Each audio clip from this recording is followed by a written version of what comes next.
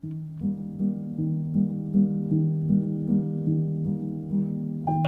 never thought I'd be a baker, so who knows what's gonna happen. Like, that was not my bingo card. It was not.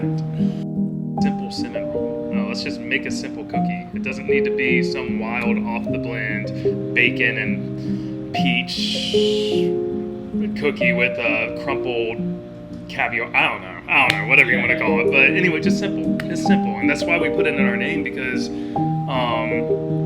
some people make requests, and sometimes we really like those requests, but then sometimes it's like we don't do that because it's just way too complex. So simple is best. Seeing a vision of the future and getting to a point where the business is more sustainable, and then also knowing and supporting our family now. I think that's a big one. Like, my wife did so many sacrifices to keep the bakery running to a point where it sustains itself.